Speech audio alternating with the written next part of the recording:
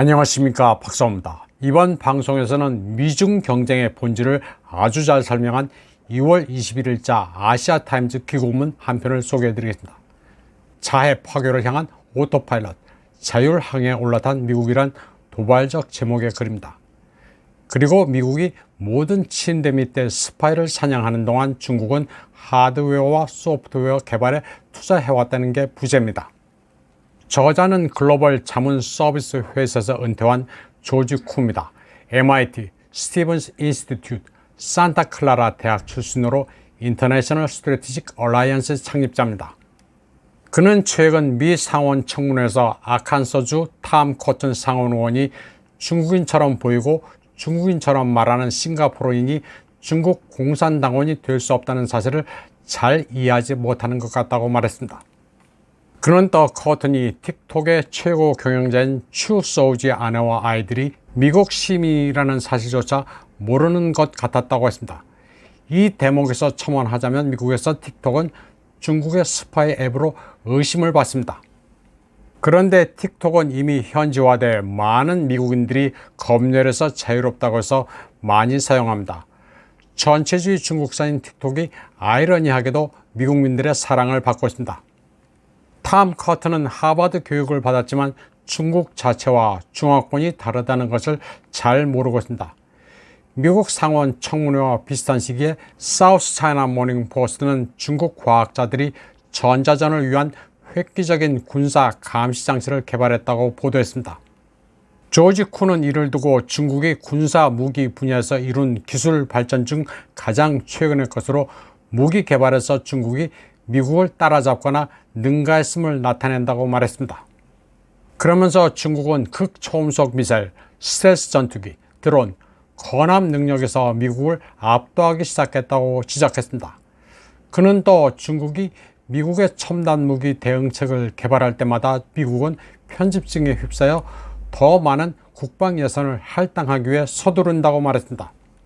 그리고 워싱턴의 전략가들은 내가 중국이라면 무엇을 할 것인지를 가정해 시나리오를 만드는 데는 능숙하다고 말했습니다. 그래서 그들은 중국이 2027년까지 타이완을 침공할 것으로 추측한다고 했습니다. 그는 또 미국이 중국을 위협으로 묘사하는 게 비즈니스에 유리하다고 말했습니다. 미국은 전 세계적으로 800개 군사기지를 보유하고 있는데 여기에는 이유가 필요하다는 것입니다. 조지 쿠는 그러면서 현재 미국의 군사력은 무기력하다고 지적했습니다. 전 세계에 기지를 두고 있지만 예멘의 후티에게도 무기력하고 이란에는 아무런 영향력을 행사할 수 없다고 했습니다. 또 태평양에서의 타이완, 중국 간 외교 전쟁에서도 미국은 별 영향력이 없다고 지적했습니다. 작은 섬나라 나우루가 타이완과 단교하고 중국에 붙자 토니 블링컨은 다른 섬나라들을 방문해 중국으로 넘어가지 말라면서 수십억 달러의 금전 지원을 약속했습니다. 블링컨은 팔라우와 마셜 군도를 방문했는데 돈을 주겠다고 말만 해놓고 감감무소식이었습니다. 그러자 이 나라들은 도대체 돈은 언제 줄 것이냐고 워싱턴에 물었다고 조지 쿠는 말했습니다.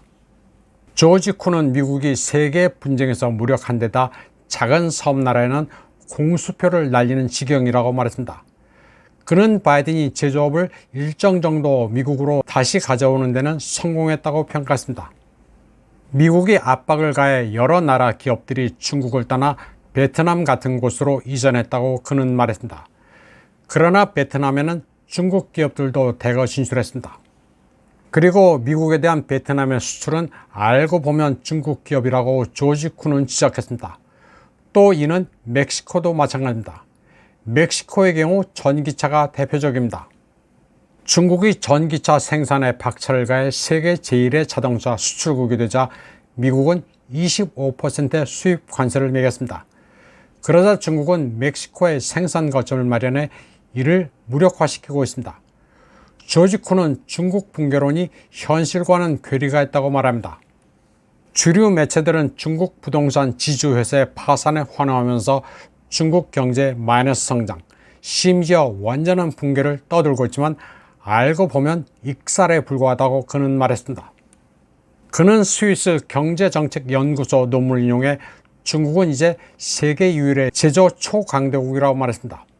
산업 생산 규모가 세계 9대 제조업체를 합친 것보다 많으며 미국의 3배, 일본의 6배라고 말했습니다. 그는 세계 제조업 강국인 중국이 전쟁 무기는 물론 산업재 생산에서도 미국을 쉽게 앞지르는 것은 전혀 이상하지 않다고 했습니다.